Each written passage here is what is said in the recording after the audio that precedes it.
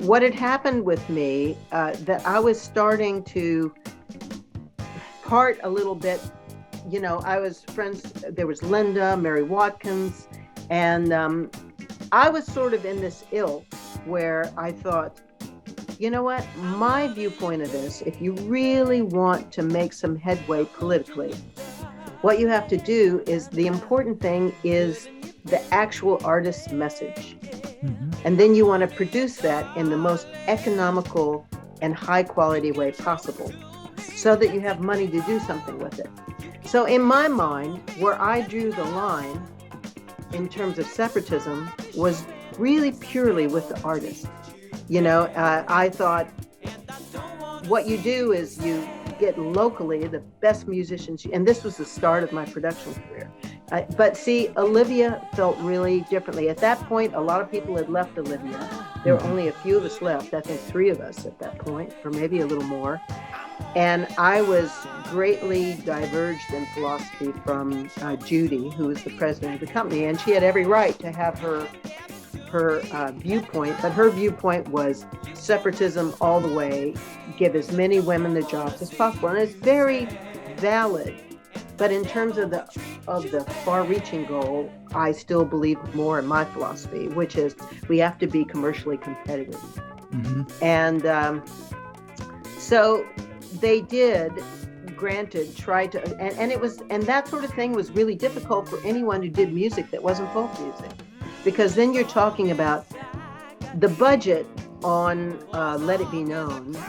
I could have done the same album for 20% of the price, and probably even at this point better, like in my viewpoint, I could have really done it.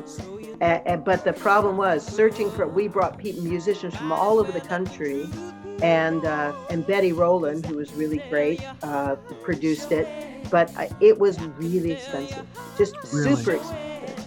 And it basically started my demise at Olivia, because then the really unfortunate thing happened was Alex Dopkin boycotted it, started a boycott of it because of the cover.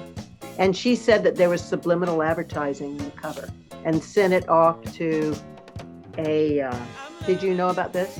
I've read that this is said, and every time I look at this album cover, I try to find it, and I don't see it.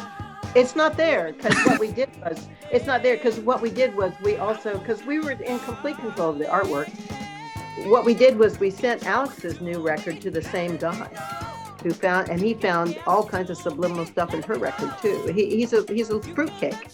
He was a fruitcake, so, but it honestly did really hurt the sales of it. And it was kind of especially on the East Coast, and also it was new for people to see this kind of, what later people called a lipstick lesbian, it's like, yes.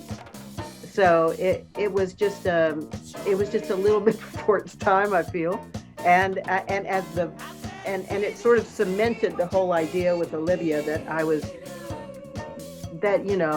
going to be too expensive an artist, basically, if I wanted to follow.